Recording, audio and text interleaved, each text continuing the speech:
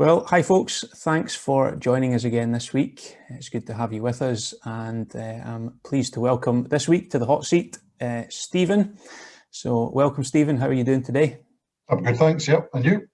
I'm very well, thank you. Yep. All the better for speaking to you. Excellent.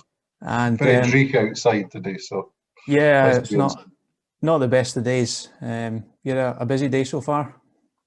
Yeah, it's been okay. It's been fine. Yeah, I had an early start today, which sort of throws me off a little bit, but no, it was okay. It was good. Yeah, and you got your first COVID injection last night? Yesterday, yes. No disastrous effects so far, but no, it was last night. Yeah, it was relatively painless, and yeah, it was okay. It was good. We're going to start off with a wee bit of fun first of all before we get down to the serious business. So we'll do a quick fire round just to find out some of your favourite things, okay? So you don't need to give too much thought to this. First of all, favourite meal? I would have to say pizza. Right, okay. Yep, straightforward. And am I right in thinking you do a wee bit of cooking about the house? I do a bit, yeah. Nothing particularly adventurous. It's normally fairly sort of basic stuff. So meat and 2 veg. What would be your speciality? Yeah, a roast dinner. You know, that goes down well. Yeah. And there's so many different things going on that if you mess a couple of them up, it doesn't really matter. So that's okay. Quite impressive, though, I'd say. Favourite sport? Rugby. Okay. Yeah, both. I mean, I obviously don't play now, being so ancient, but used to play a lot and still very much enjoy watching it. Yeah. What position did you play? So I played wing forward, so number 6 and number 7, for most of my career.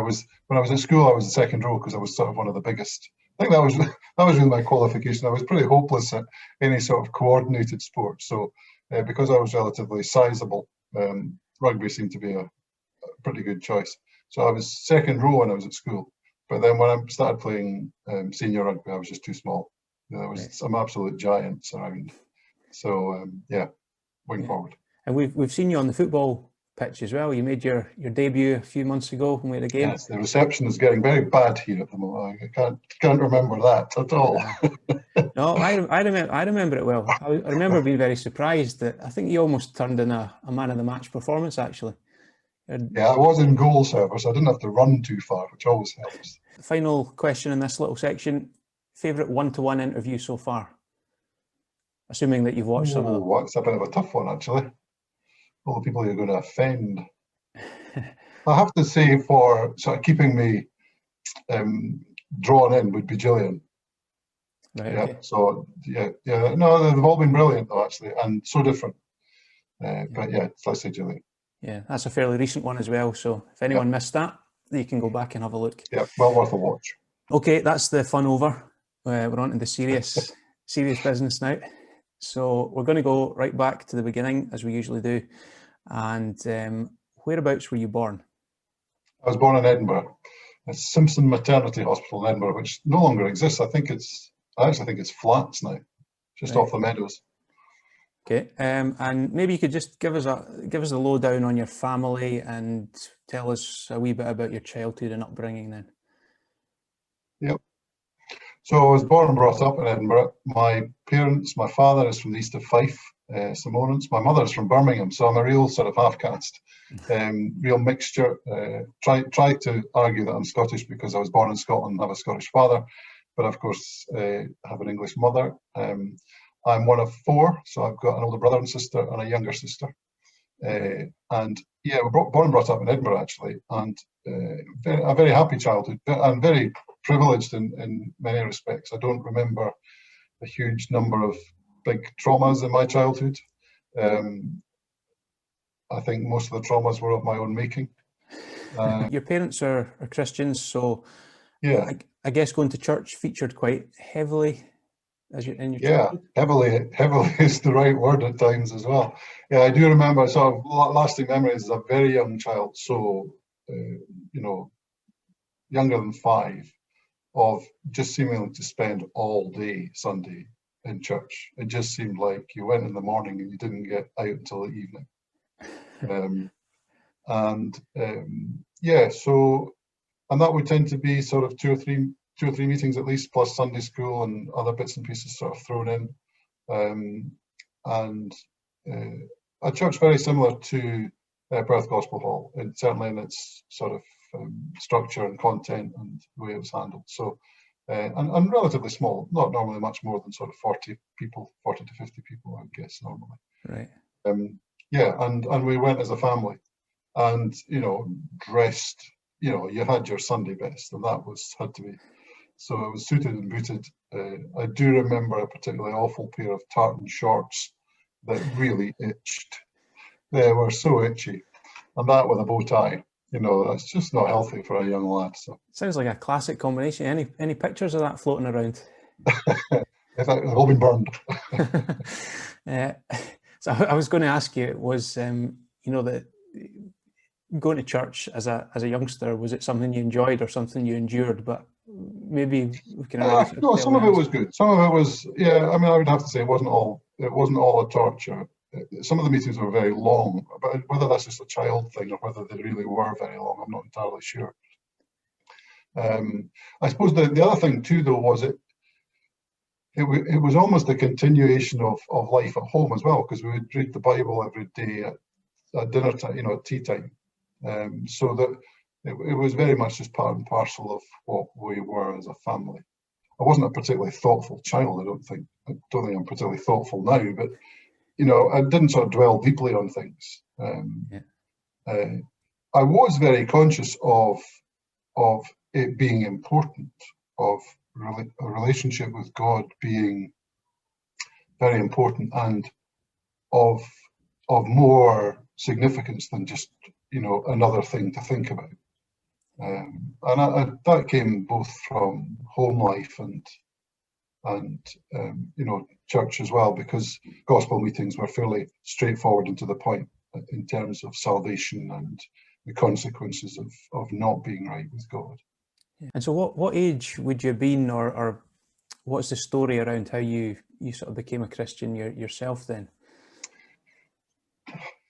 I suppose part of it, memory is not brilliant, and you don't write these things down at the time. So the way I would sort of describe it is I remember very clearly going to a evangelistic crusade or series of meetings in Edinburgh that were held by a Pastor Willie Mullen from Northern Ireland. It was in the McEwan Hall in Edinburgh, and I remember being taken along by my mum and dad, and I do remember going forward, if you like, at the call at the end. Now I would be 10 or 11ish at that stage, and I do remember. It's amazing the things that sort of come to your mind as you're speaking about it. There was a guy called Danson Smith who ran a bookshop on George IV Bridge. I don't know if it's still in McCall Barbers. It was there for a long time, and I mean, he must, if he's still alive. Changed. No, it had for years. I remember when I was at university in Edinburgh, I used to nip in, and it was a bit like Arkwright's story, going back in time. It was just incredible. And he counselled me afterwards. I sat with me and prayed and read a few verses. And looking back on it now, would I say that was when I became a Christian? I became a Christian. I'm not entirely sure. When I know it became really, I suppose, real to me was when I was at university, and I met Christians at the Christian Union, and I thought, yeah, there's something about this that I don't have. And it was during that time that I made a commitment to Christ. Right. And that, I suppose, to me, that's where I look back and see, well, that was the time that actually made a difference. The seed was sort of planted much earlier on. We'll come to the university years in a minute or two, but just to kind of go back, what was school like for you? Were you star pupil, teacher's pet, or how was it? Again, age plays incredible tricks on you. I thought I did not badly at school. And then I discovered some of my old report cards, and how wrong can you be? I feel as though I'm a different child. School was pretty happy for me, I have to admit. It was. I look back on it with quite fond memories. And I was very fortunate. I went to a private school for 2 or 3 years in primary, and then we went to the local secondary school, and then for some reason I went back to private school. Obviously was seriously underperforming, so needed some help. Did you have a nickname at school? I did actually, yeah. Well, it was all sort of, well, I probably had a few nicknames actually. Some of them I've sort of mercifully forgotten. But the one that's kind of stuck, I suppose, is Jabba. Right. And, for those who have, suffered hugely in life by not watching Star Wars movies, you will not know who this is. But there was a character in the Star Wars movies, an intergalactic sort of slobby monster called Jabba the Hutt. It was a sort of giant snail or slug, I think he was, and he just sort of sat on a couch and ate people. And that was my nickname at school. So Jabba, and all through playing rugby, it was Jabba. Right. Okay. So when I meet people who I played rugby with, that's what they call me. That's what other people are sort of looking at you going, what's this about? We'll need to start calling you that now as well. Yeah, but, yeah. So finish school, off to university? Yeah, and again, I mean, dreadful admission, hate for either of my daughters to hear this in one sense, only because I couldn't think of anything else to do. I had no idea what I wanted to do. And I was fortunate in that I had been accepted for a couple of courses in Edinburgh. Pure laziness again, didn't want to think about moving. And so I went to university in Edinburgh to do business studies and accounting. Right.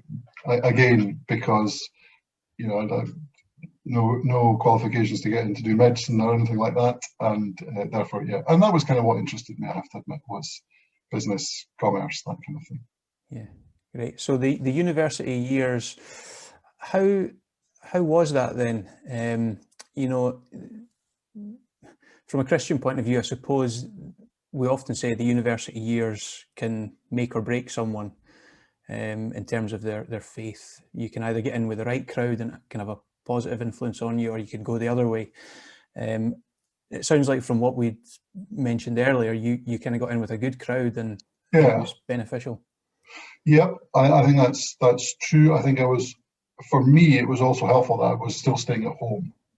Had I not been staying at home, I think the opportunities for kind of going slightly off the rails would have been greatly increased, and therefore that I certainly didn't think so at the time, but looking back on it, it was certainly a part of God's incredible grace to keep me clear of stuff.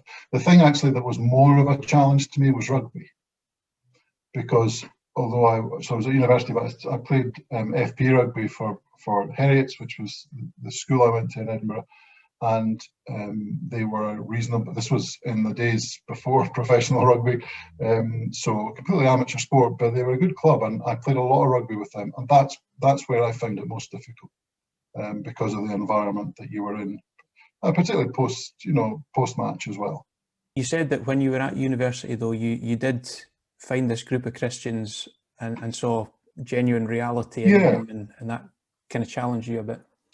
I think it was the Christian Union at Edinburgh University, and what I think was the most challenging about it, or the thing that made it most real, was that it wasn't something for Sunday. It wasn't a sort of I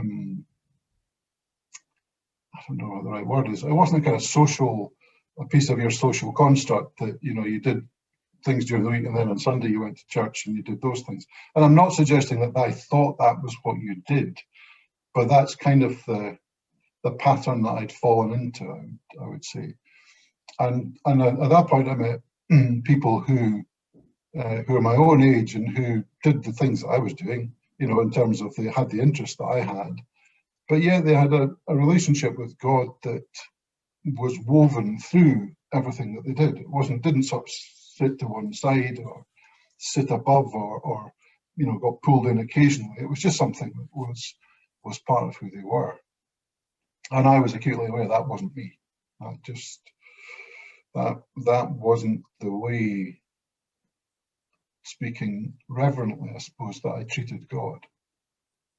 It was, there was a poem that I read later I would like £1 of God, please, just enough to put in a paper sack, not enough to change my life or turn the world upside down, just like a cup of warm milk, and I think that was kind of how I viewed my relationship with God. It was there to be called on when I needed it. But let's not get too carried away and let it change things. And meeting with those, it was a small group. It was probably no more than 4 or 5 people that I got to know well, and that had a significant impact on me. So, kind of moving on a little bit from that, you got baptized at some point along the line, I guess. Oh yes, more than once. So, it was a bit of an odd circumstance, I suppose, because my folks were in what was then known as the exclusives or the jailers. Their practice was infant baptism. Now that's not the same as, although it doesn't really make any difference because I don't think it's any more useful than, not the same as sprinkling, but actually we were baptized fully immersed, and in my case it was in the bath at home. So they had a baptism. So when a child was born to a believing family, then the parents they would have their infants baptized. So I would be no more than sort of 6 months old, I guess, and we had a service at home. And some Christians from the fellowship would come, and we'd have a service, and you'd be baptized. And there's a whole lot of reasons as to why they thought that was the right idea. Household baptism. They point to the Philippian jailer who was baptized, and all his household with him, and perhaps sort of conveniently skirt round some of those verses that are very clear about you believe and are baptized. So I kind of happily wandered through my early Christian life, not really thinking too much about it, until I went down to Peterborough. I went down to work in Peterborough, and I went to the local assembly down there, and they were incredibly gracious in that they said, well, we're more than happy that you come and we'll have fellowship with you, and you can break bread with us, and you really need to think about this baptism thing, because the way you've got it in your head is not really the way the Bible teaches it. So I was baptized when I was in my mid-20s, probably 26, down in Peterborough. It was while you were down there that you met Marion, who you ended up marrying. So I moved down to Peterborough and it ended up being just less than a year, I think. Moved down in late January, and then went along to the Gospel Hall and in Malvern Way, and met Marion, and yeah, kind of rest is history. It was all pretty quick. So we were engaged sort of 6 months later, and the next April we were married. So yeah, within 12 months of meeting Marion, we were married. Right. Wow. Easy as that. But I was kind of, I was 27 at the time, so kind of. Yeah. You got two girls that we've kind of referred to already, Melissa and Olivia. One is in Japan. One is in, I don't know if she's actually in Dundee at the moment. She is in Dundee, yeah. Is in Dundee. I don't know which of those two locations is more worrying, but. Yeah, it's kind of, Dundee, and I suppose particularly coming from Edinburgh, Dundee, you kind of think, Dundee, scary sort of place. And I mean, recently Dundee's gone through incredible changes physically in terms of the city itself. And it's kind of nice knowing she's sort of 40 minutes, 50 minutes away. So she can always sort of, in normal times, she can always nip home if she's in dire need of anything. Yeah, but it's kind of strange to be speaking to Melissa in Japan, and she's saying, 20 minutes ago there was a big earthquake, and things started falling off the cupboard. But no, she's well, she's happy, and she's currently just waiting to hear if she's got an extension to her visa. Yeah. So I think if it was down to Melissa, she would stay there permanently. So. Yeah, the house must be a wee bit quieter in the past year then. It is. Olivia came home for a while because, of course, so when she came home before Christmas, then she didn't go back to uni until a couple of weeks, 2 or 3 weeks ago. So it was nice to have a bit more noise around the place. Only, I have to say, from sort of lunchtime onwards, because you rarely saw her before then. So. She's living the student life. That's what it's all about. Absolutely. Yep, exactly. She's living it to the full. You've had quite a varied career. I did try and do a wee bit of research. So you can put your psychologist hat on. That wouldn't be very healthy. You can maybe give us just briefly maybe a kind of potted history of your career thus far, and then maybe we'll kind of go back and just touch on one or two of the more interesting things. Interesting, yeah. Okay, yeah. So I'm an accountant by qualification. So I left university and I worked for British Gas for a while, where I qualified as an accountant. And from then on, really, I qualified not in public practice, so I wasn't sort of an auditor and doing people's books. I was in industry. So I qualified as a management accountant. And so my career has been largely in the food, drink, energy and packaging sector. So I've worked in companies or businesses that were either in food and drink. So I worked for Scottish and Newcastle breweries for a number of years, both in their wholesale division, but also in their leisure division. They owned Centre Parks at the time as well. And then moved into packaging. So very close, well, relatively close to home here at Leslie, which is in the outskirts of Glenrothes, to a privately owned paper and packaging company where I ran the paper mill. And then moved to food, a food company. I worked for Kerry, who carry gold butter, but they've got a big food sector as well. And then I had a sort of a very odd move into running the Royal Highlands Society in Edinburgh for a number of years, for 5 years, before my current role, which is I work for a company that builds hydro schemes and tidal generation in and around Scotland and Europe. I suppose the one that maybe would stand out for most people as being particularly interesting would be the Highland show.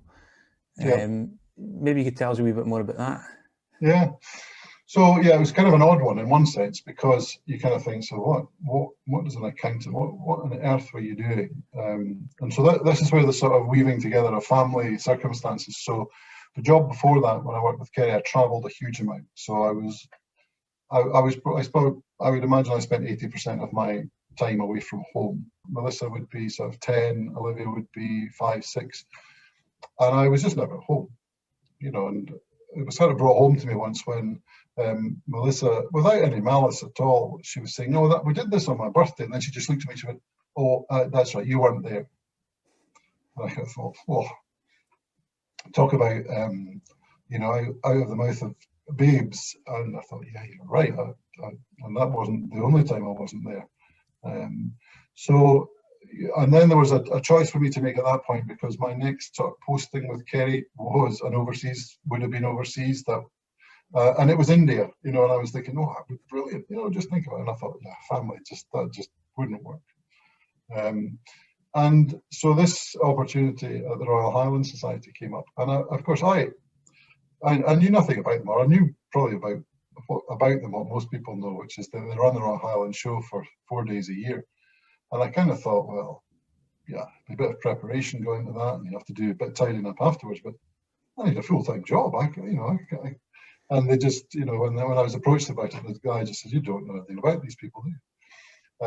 So I had to admit I didn't. And they own sort of 300 acres right next to the airport. They've got a year-round events business, but they're a charity that supports Scottish agriculture, and it's sort of a sort of, flies the flag for Scottish agriculture and all that's best and good about Scottish agriculture.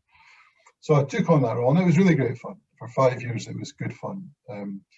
But the incredible thing about it is it has a board of 54. So it has 54 directors who from around Scotland, mainly farmers, whose only real interest in it is the show, the 4 days of the show. And the rest of the business they're not too interested. And after 5 years of dealing with the politics of 54 directors, I thought, you know what, enough's enough. I imagine some of these jobs are quite stressful at times. And how would your faith kind of help you in these situations and in your work life generally? I suppose it comes back to what we were talking about earlier on in terms of, your Christian faith isn't a sort of add-on or a sort of 2-day-a-week event. It's something that should perhaps more than it does most of the time, but that affects the way you think about everything, the way that you approach everything. So I think the first thing it does, it gives you a value set that is very straightforward, which can be a challenge at times because there is a temptation in all walks of life, whether it's business or other walks of life, to do the thing that is expedient or that makes the most money or that is quickest when it might not be the right thing. And so that I think that there is a value set that you bring to anything that can cause, well, I wouldn't say cause difficulties, but you just have to be very clear about it from the outset. And I think that's one thing that I didn't do very well as a young Christian, was not to make a clear stand. And I don't mean that I'm great at that now. I still have that's a challenge for me at times too. But in terms of your values and what's important to you, making that very clear. I think the other thing too is you can really kid yourself that you're the center of the world.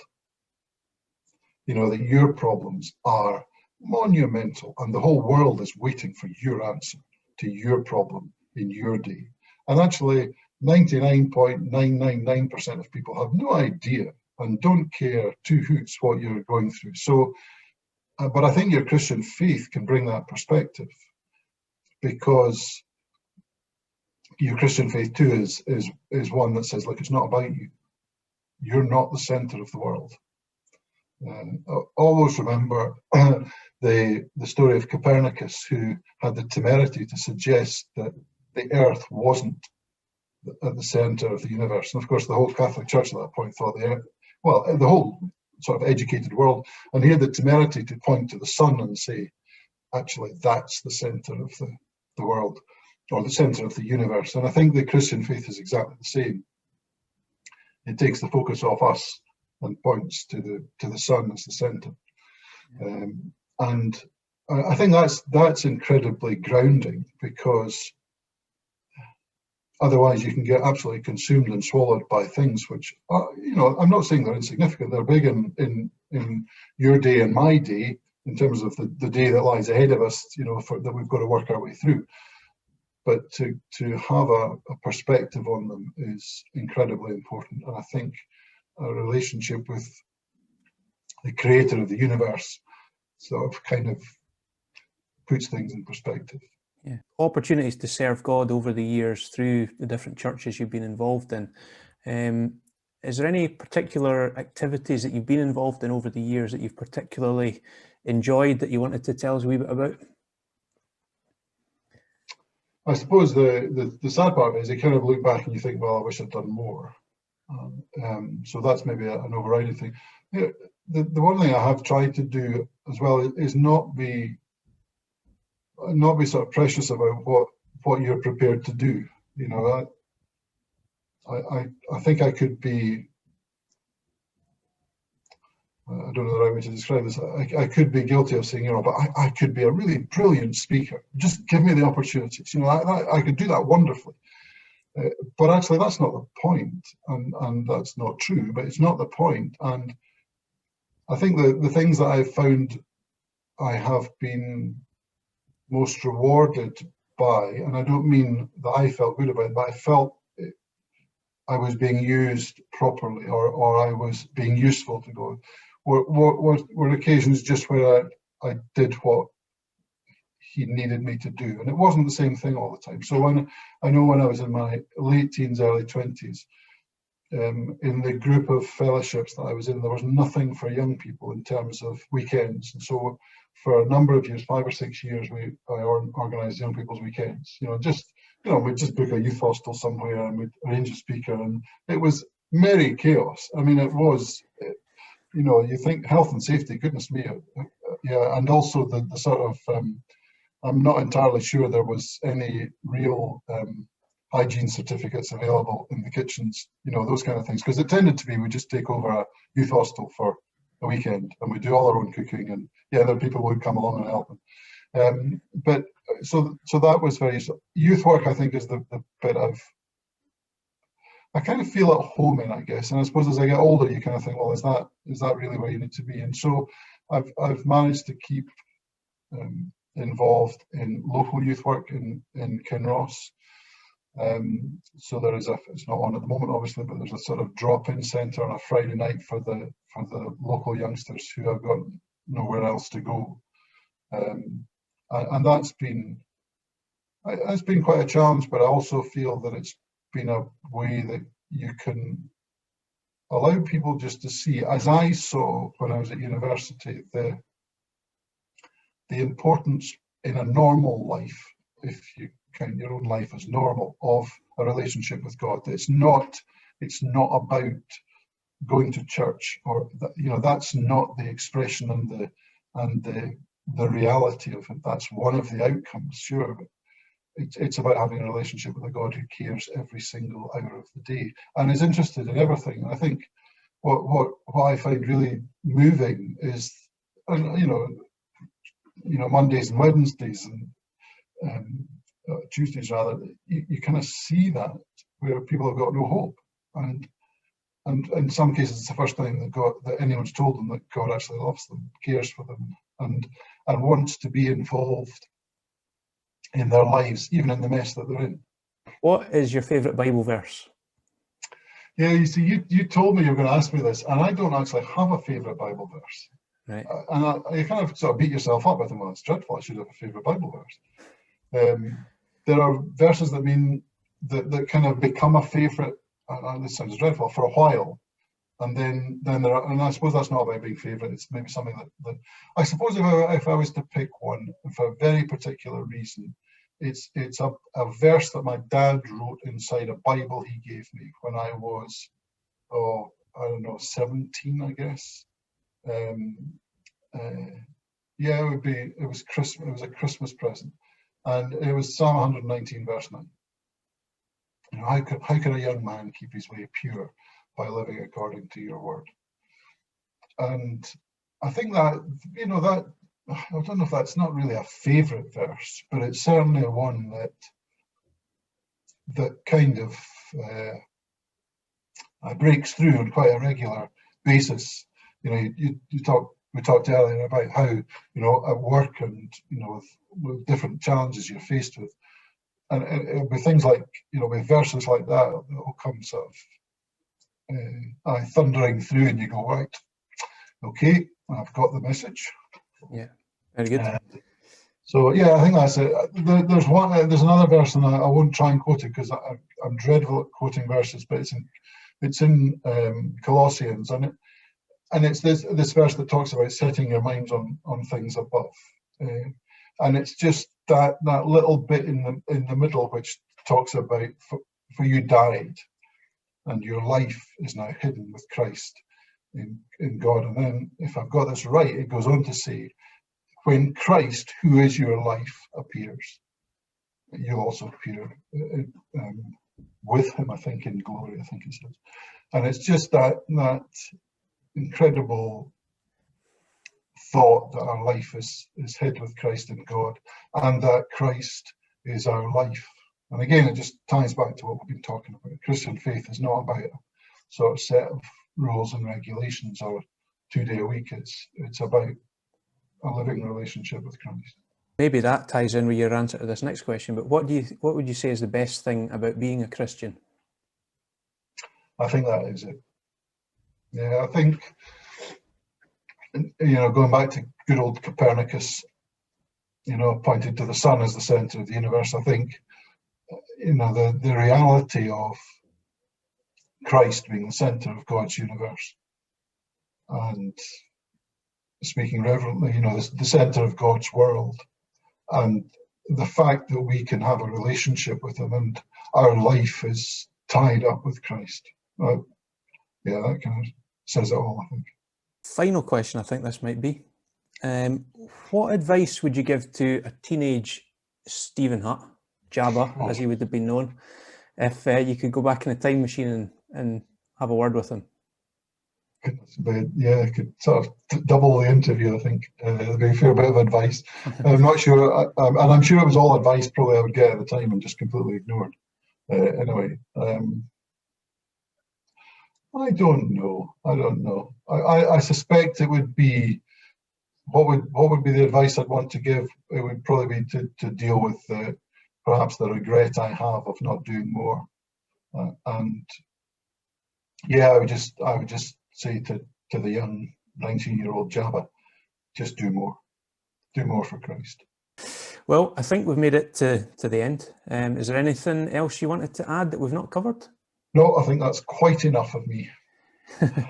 Excellent. Well, in that case, thanks very much for your time. And you're welcome. Thanks also to everyone who has tuned in and joined us. We do appreciate that. And I hope that you'll be able to join me again next week for another interview. But until then, goodbye and God bless.